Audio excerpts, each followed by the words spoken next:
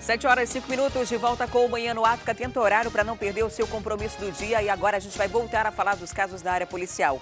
Porque mais um caso de golpe foi registrado aqui na capital. 2 mulheres atuaram dentro de uma casa lotérica no bairro São José, na Zona Leste. Elas conseguiram levar R$2.000 de um casal que tinha acabado de sacar o dinheiro. O crime conhecido como golpe da baluda já é antigo, mas por incrível que pareça, muita gente ainda cai nessa história. O alvo preferido desses criminosos geralmente são idosos, mas dessa vez foram 2 jovens que foram ludibriados por 2 mulheres. Nas imagens você vê esse casal que tinha acabado de sacar uma quantia em dinheiro, o FGTS, no valor de R$2.000. As 2 mulheres que você vê próximo a eles já estavam observando esse casal. Ali dentro da loteria, elas fazem uma cena como se uma tivesse perdido uma bolsa com cartões e a outra tivesse encontrado. De alguma forma, elas conseguem envolver esse casal. A suposta dona da bolsa ali com os cartões diz que vai recompensar os 3, a mulher, que na verdade é a comparsa dela, e o casal por terem encontrado a bolsa. Os acusados, eles conseguem envolver as vítimas de uma forma que elas sequer conseguem enxergar a verdade. Está algo tão claro que parece não ser verdade. Assim que o casal subiu para a fila da lotérica, onde ia realizar um depósito, essas 2 mulheres agem como uma não conhecessem a outra. Uma faz de conta que encontrou um porta-cartão com vários cartões, com outros objetos pessoais. E assim comunica, né, começa a brincadeira deles, da seguinte forma: poxa, obrigado por você ter encontrado esse meu cartão, os meus cartões, o meu chefe vai ficar muito agradecido em razão de você ter encontrado. E assim o casal começa a entrar na onda, né? Deixa-se ser levado pela história das 2 mulheres. Agora, delegado, a gente pergunta, mas quem cai nesse golpe? Quem deixaria ali a bolsa com uma quantidade em dinheiro com essas 2 mulheres? Esse casal, no caso, deixou porque eles viram que essa outra mulher, que na verdade fazia parte do esquema, foi lá, conseguiu ganhar a recompensa. Eles acharam que se tratava realmente, de fato, dessa recompensa que eles fossem receber, né, por terem encontrado essa bolsa, que na verdade foi toda uma cena armada pelas 2, e acabou deixando ali a quantia em dinheiro com as mulheres, a bolsa, né, que estava o FGTS que eles tinham acabado de sacar. E agora a gente vai falar agora com o delegado justamente sobre essa situação. Muito comum esse golpe e as pessoas precisam ter cuidado, não é isso, delegado?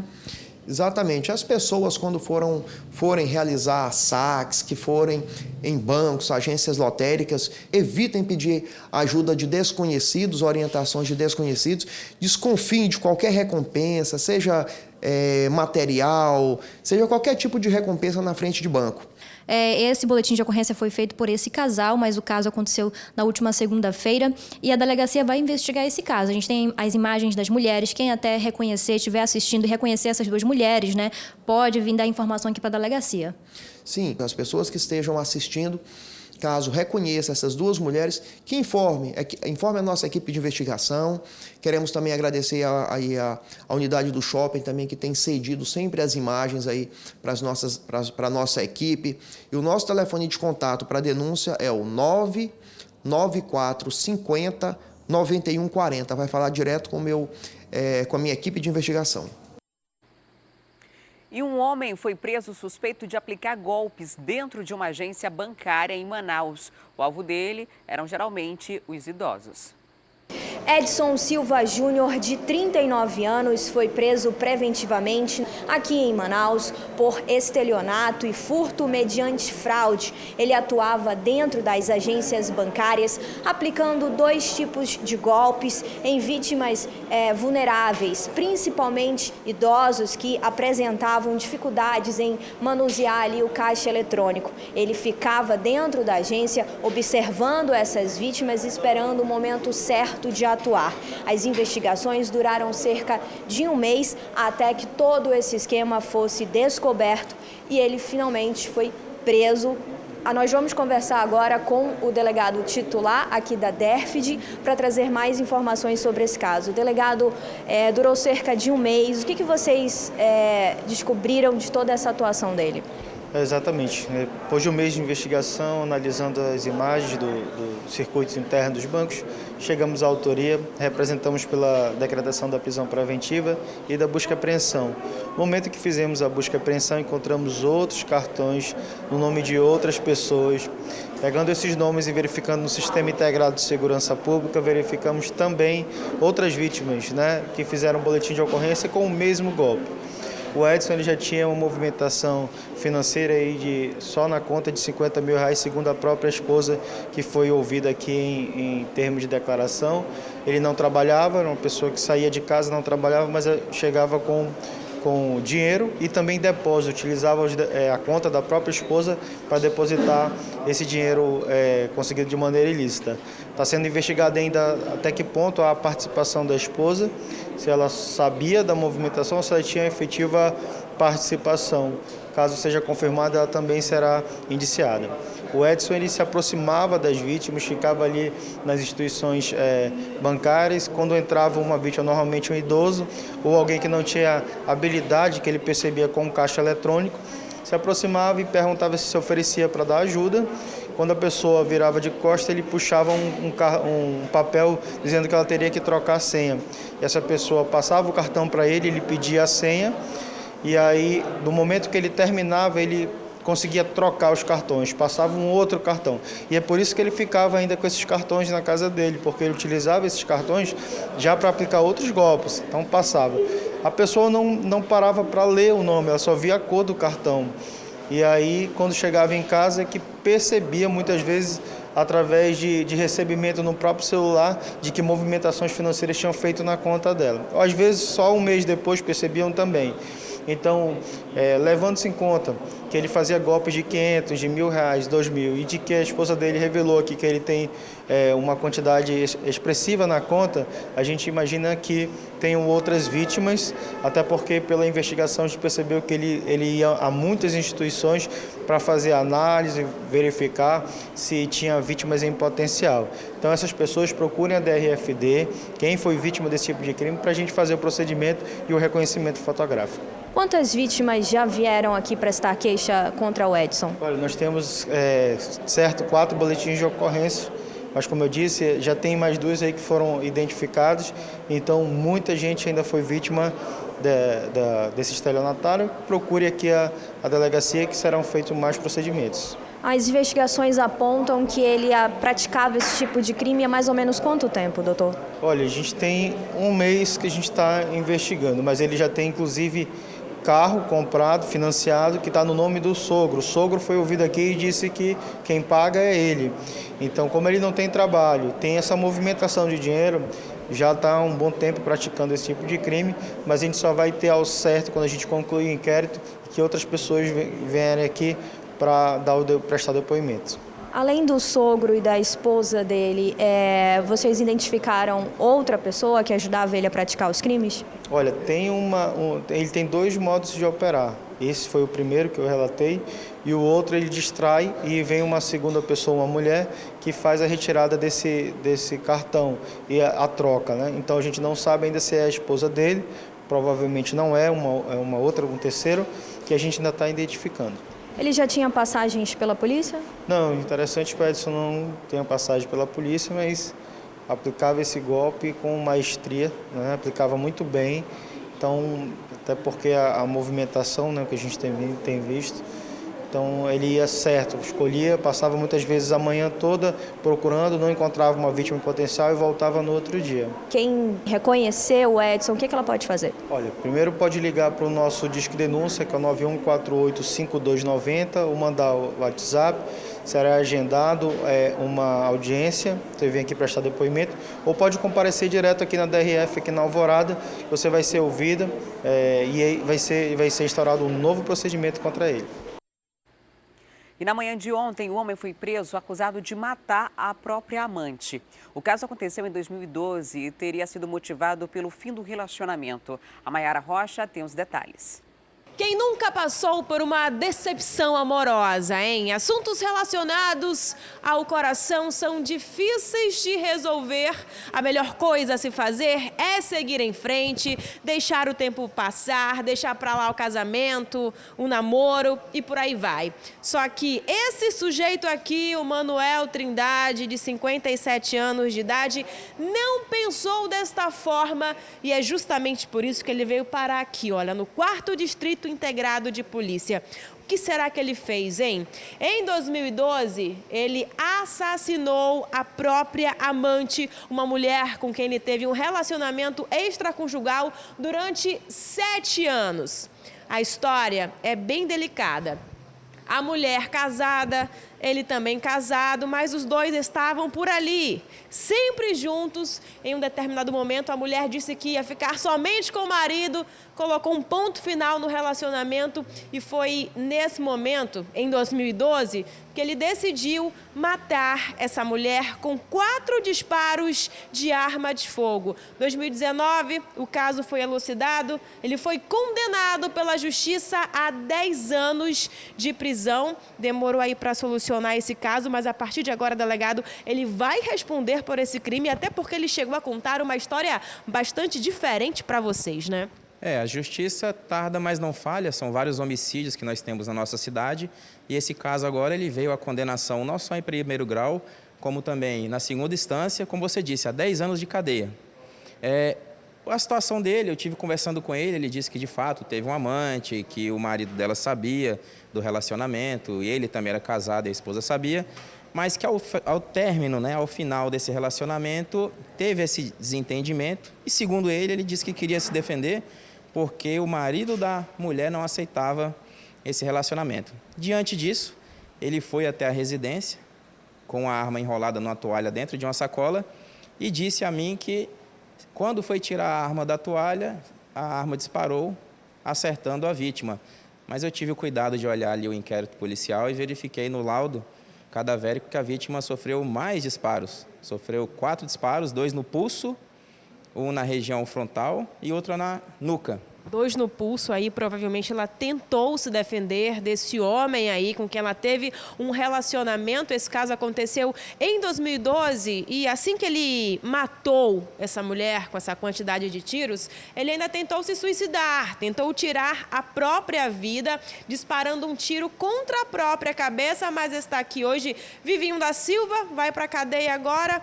Não tem jeito mais, o advogado não tem mais como recorrer, né, delegado? Ele foi de fato condenado. Foi condenado em 1º e em 2º grau. Agora ele vai ser recolhido ao Compage, onde será dado início aos 10 anos de cadeia que ele foi condenado. E é isso, não tem jeito. Eu expliquei para ele a situação, que quem comete um crime tem que prestar essa conta aí com a justiça. Manuel, você quer falar alguma coisa? Você se arrepende? Eu vou me manter calado, eu me arrependo. Desde o primeiro momento, mas eu vou me manter calado, só isso aí. Tu amava essa mulher? Vou me manter calado. Mesmo assim, resolveu assassiná-la? Desfecho da situação, a vítima não está aqui mais para contar a história, mas ele está, deu a versão dele e é justamente por isso que agora ele vai direto para a cadeia. E um jovem de 22 anos foi preso suspeito de estuprar uma menina de 11 anos. A criança desapareceu e foi encontrada pelo padrasto no Terminal 4. O homem teria conhecido a estudante pela internet. A imagem registrada por uma câmera de vigilância mostra o momento em que a criança e o rapaz de 22 anos estão caminhando por uma calçada nas proximidades da escola, onde este jovem pegou a criança. Acontece que no dia seguinte a esse fato, o fato dele ter pego a criança na frente da escola, na terça-feira, apenas no dia seguinte, ele a deixou num terminal de ônibus de integração na Zona Leste e foi onde a família conseguiu localizar essa menina. Depois daí, eles vieram aqui para a delegacia e aí começou o trabalho da polícia, o trabalho chefiado pela delegada Joyce Coelho, que culminou na prisão do Paulo Adriano Castro. Delegada, o que foi que vocês descobriram ao entrevistar essa menina? Bom, na verdade, nós já tínhamos começado as diligências no dia desde a partir da fuga e havia informações de que ela teria saído com um rapaz de 16 anos e após ela reaparecer, após ela ter sido localizada e ouvida, nós descobrimos que esse rapaz era maior de idade, tinha 22 anos, e em seguida a nossa diligência foi no sentido de capturá-lo. E aí obtivemos êxito por volta de 19 horas. O que nós conseguimos apurar, e até a versão dos dois é a mesma versão, é de que eles se conheceram por um aplicativo de rede social, de conversa, e já estavam conversando há algum tempo, mas não se conheciam pessoalmente. E quando no dia 21, ele foi esperar a menina na porta da escola e ela conseguiu sair, e aí foi aquela imagem que a gente viu, ele saindo, e aí ele passou mais de 24 horas, aí esse período em posse da menina, e resolveram retornar por conta de toda a movimentação, de toda a divulgação de imagens. Então aí a gente vê vários alertas, né? Primeiro, a vigilância dos pais com os filhos. Segundo, a importância da divulgação logo que a vítima desaparece, porque isso acaba pressionando para que a gente localize, que ela retorne para o seio da família.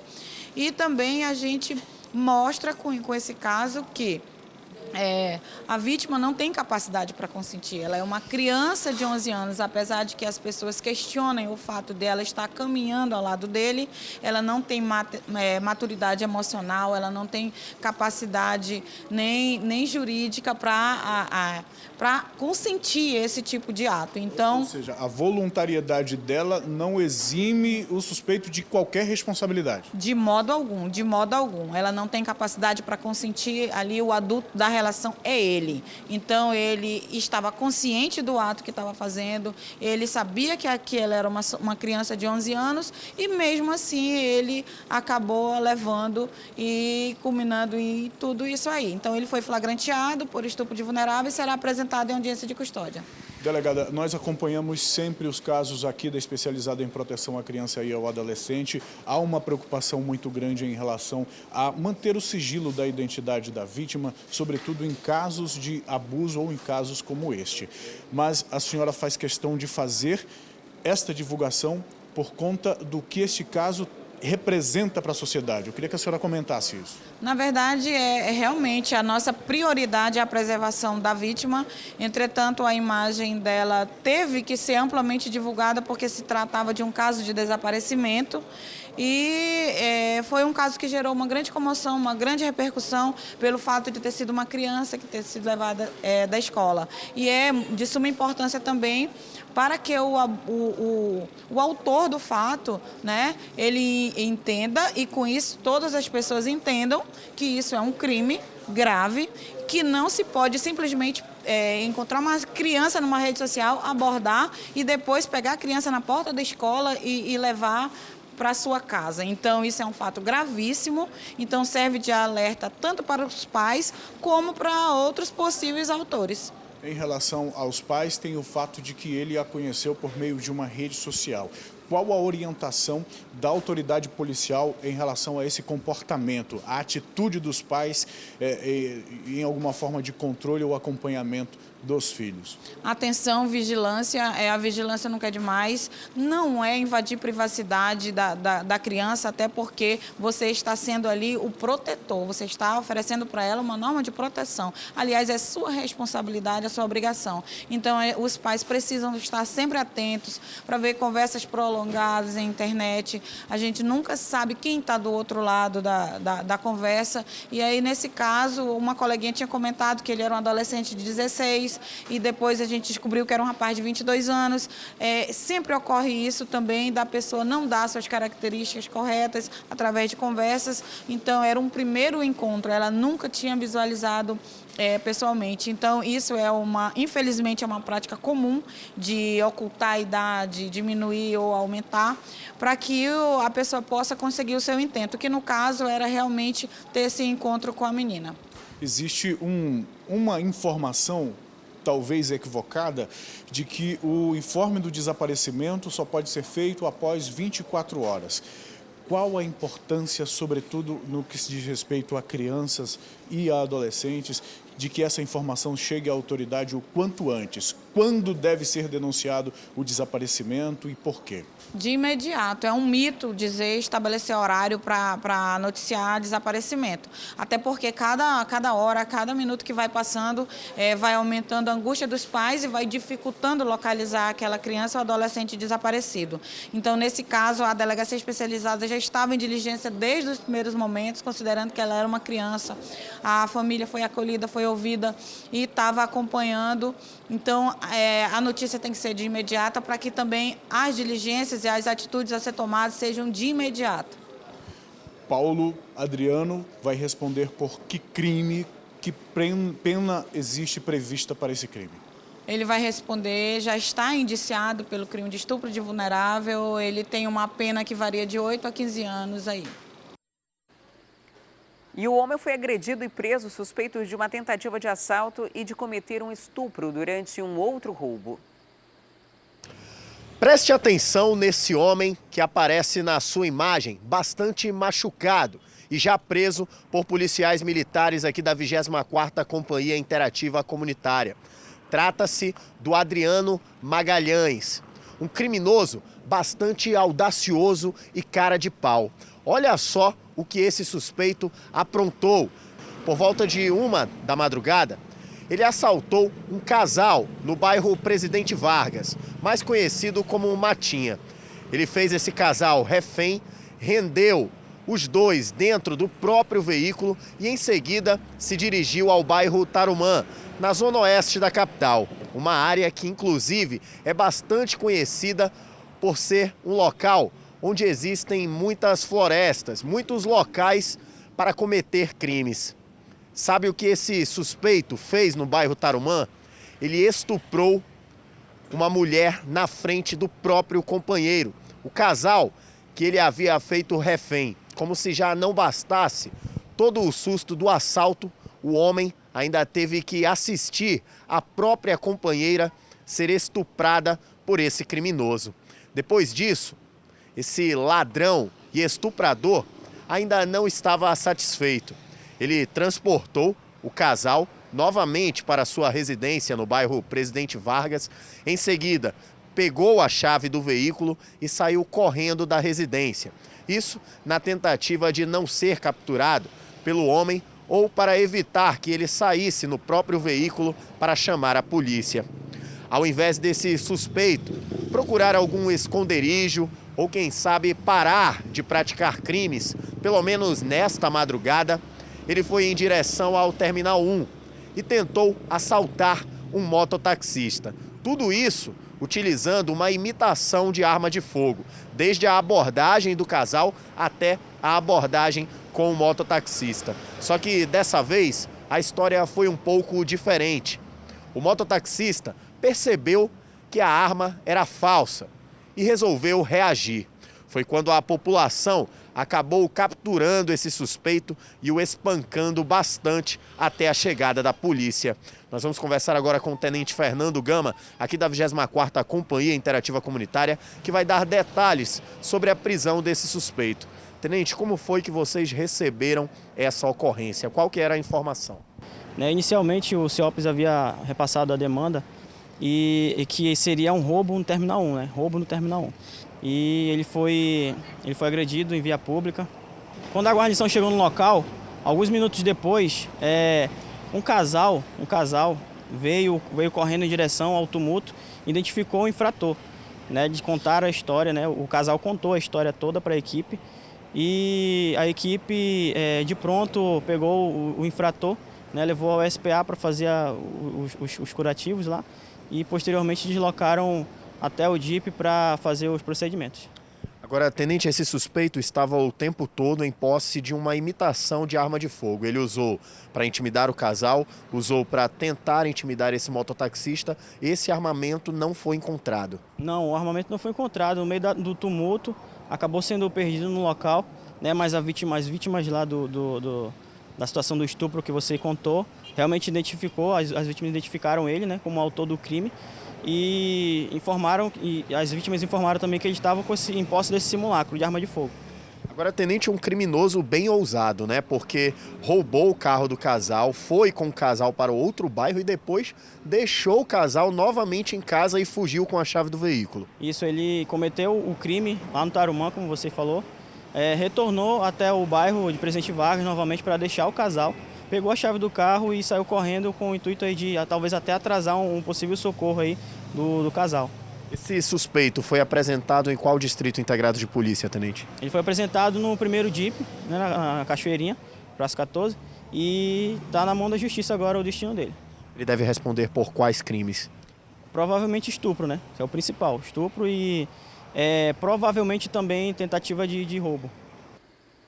E 2 suspeitos de terem fuzilado uma viatura da polícia no último domingo foram mortos ontem, durante uma troca de tiros com a polícia. Quem está ao vivo vai trazer os detalhes desse caso para a gente é a Tamires Cléa. Olá, Tamires, como foi que essa situação aconteceu? Adriane, foi o seguinte, a DRCO, que é o Departamento de Repressão ao Crime Organizado, também o Grupo Fera, eles foram chamados, né, para fazer o cumprimento do mandado de busca e apreensão na casa onde estavam esses 2 suspeitos. E de acordo com a polícia, quando eles chegaram lá, já houve a troca de tiros. Agora, para você que está em casa, relembrar um pouco esse caso, a gente mostrou essa semana que esses 2 suspeitos, eles estavam, né, de acordo com a polícia, lá no bairro São Geraldo, e quando passava uma viatura, eles começaram a atirar contra essa viatura. Havia 2 policiais dentro desse carro, os 2 não ficaram feridos. Agora na quinta-feira, na tarde de quinta-feira, eles estavam na Constantino Neri, quando os policiais da DRCO e do Grupo Fera foram lá cumprir esse mandado de busca e apreensão e foram recebidos, de acordo com os policiais, a tiros. A gente tem então a sonora do delegado do Grupo Fera, Juan Valério, que ele explica um pouco da versão da polícia desse caso. Vamos ouvir. Nós formamos uma célula tática e adentramos no local indicado e descrito no mandado de busca, né, um condomínio de luxo situado na Constantino Neri.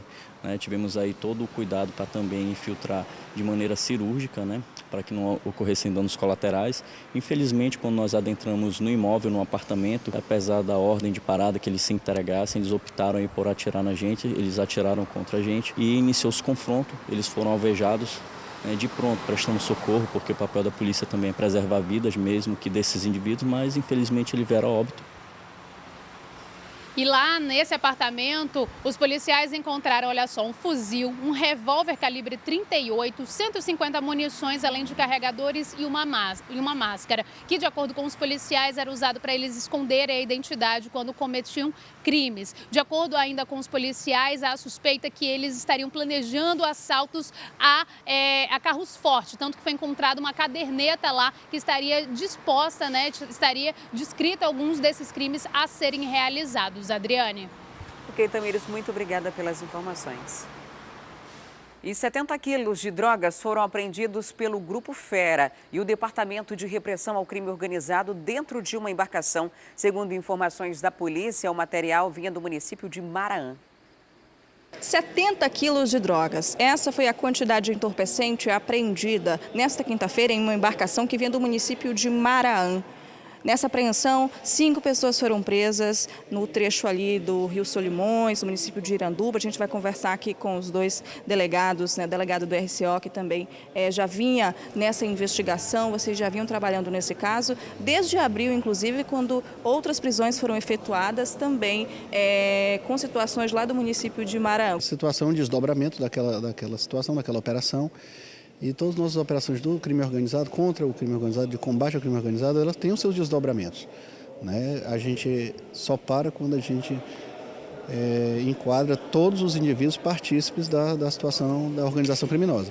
Então isso aqui é uma continuidade da investigação que ocorreu à base de 3 meses atrás. E aí, com o apoio da população, né, que a gente recebeu muito disco de denúncia, através do telefone 181, a população que era agradecer e parabenizar e que continue confiando no nosso trabalho. E junto com o DRCO, o FERA também agiu nessa ação, o doutor Juan Valério participou também. De que forma que o FERA conseguiu também participar dessa operação? O Grupo FERA fica responsável pelo primeiro adentramento nas embarcações, congelar o ambiente e as demais equipes entrarem no local. Então foi uma ação rápida, né, de maneira furtiva, conseguimos adentrar aí sem que os indivíduos da embarcação percebessem, porque esse é um momento muito sensível, no seguinte sentido, que eles deixam a droga sempre de maneira a que ela possa ser jogada no rio e que nós não consigamos fazer a apreensão. Então é essencial que a nossa infiltração seja rápida, eficaz, para apreender esses ilícitos, né? E bem como aí não oferecer qualquer tipo de resistência para que não ocorra nenhum tipo de dano colateral durante essas abordagens, tanto para os infratores, né, que eles ficam naquele momento sem ação, podem cometer um ato de loucura e atentar contra nossas vidas, né? E quanto aos nossos policiais também, que não caiam na água e que possam fazer as apreensões de maneira exitosa. Eles vão ser autuados por quais crimes, doutor? Segundo o DRCO, serão atuados aí por tráfico de drogas, organização criminosa, e a investigação ainda vai se desenrolar por parte do DRCO, principalmente para identificar aí os possíveis receptadores e a pessoa que enviou essa droga também. E olha só, agora a gente vai falar de coisa boa, porque hoje é sexta-feira e toda sexta-feira você já sabe tem o nosso roteiro do dia com dicas para você curtir o seu fim de semana.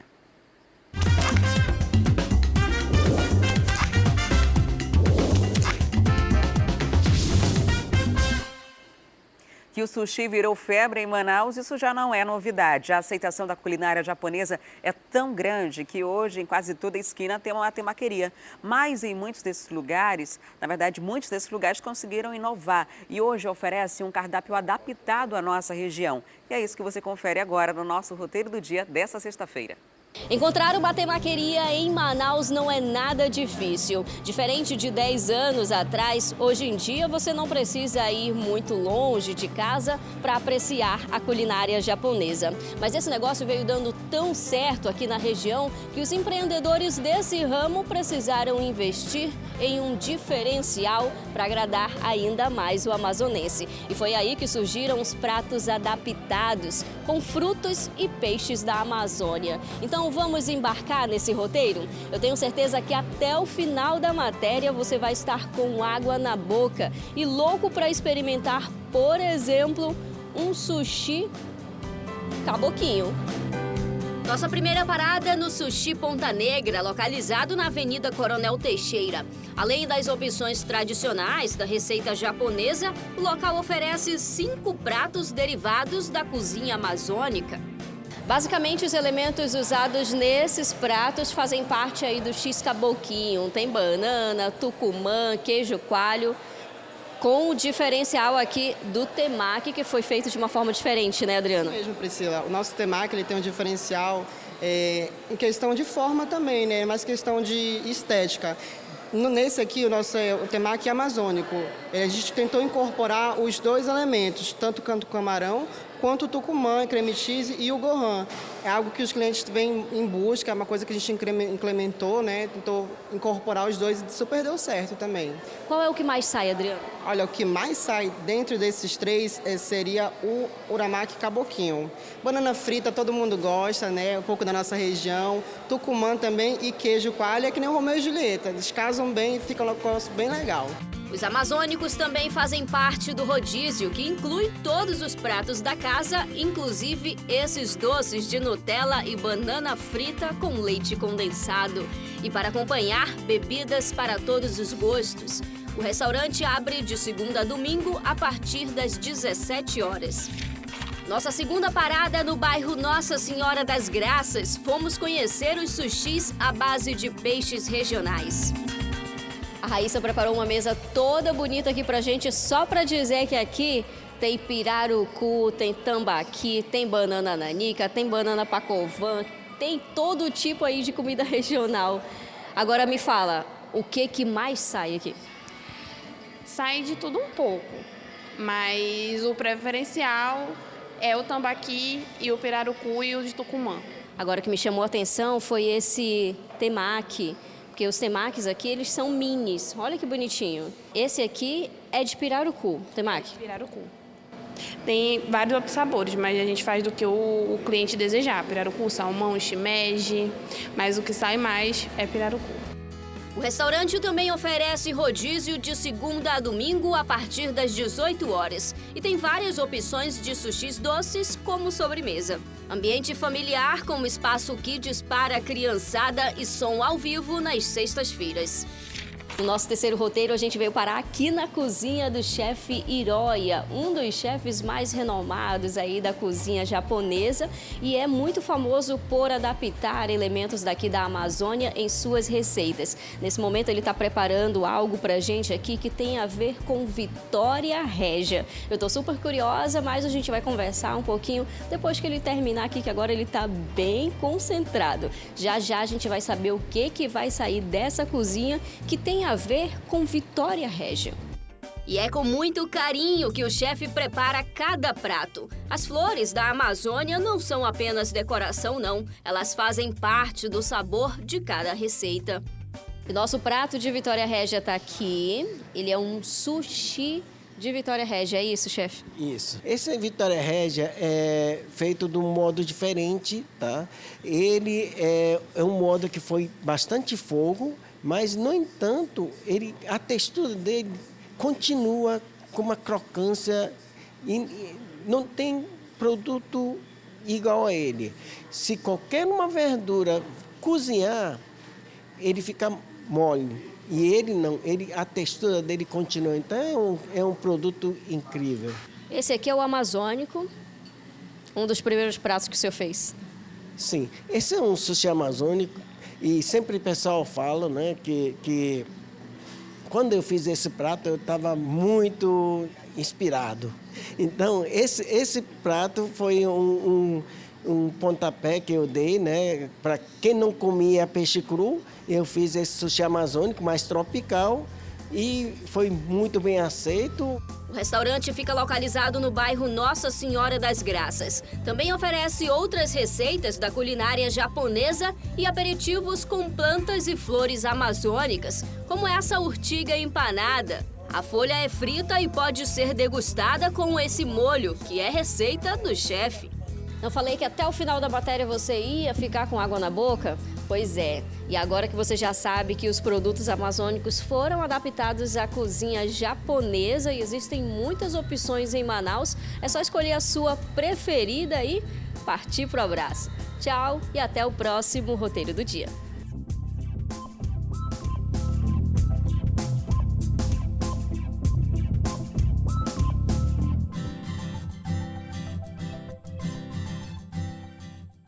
Muito bonito, né? E olha só, após muitos anos ditando padrões de beleza, o universo da moda tem se tornado um ambiente de inclusão e diversidade. E é justamente com esse intuito de promover que aqui em Manaus um desfile vai levar às passarelas pessoas com algum tipo de deficiência.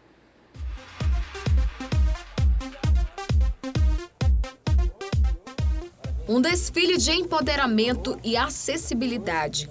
Todos os modelos têm algum tipo de deficiência. Síndrome de Down, autismo, paralisia cerebral, pessoas com deficiência auditiva, visual, intelectual.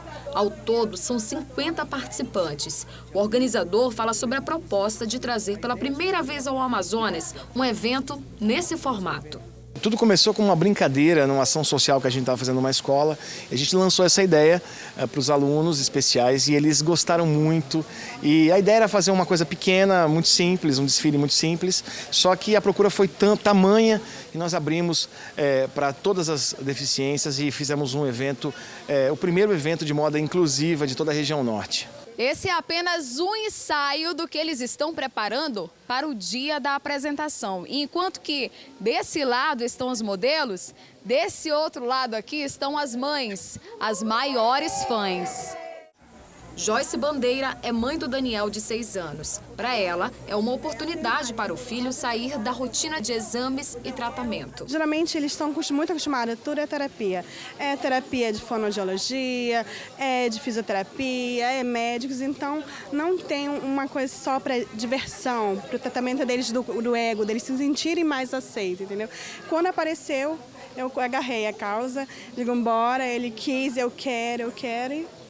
Vitor é autista e fala da primeira experiência com a passarela.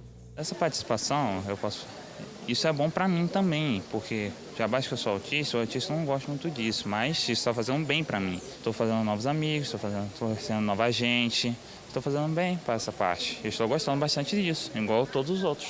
O grande segredo disso tudo é essa energia de todos que estão participando, principalmente das mães, que são...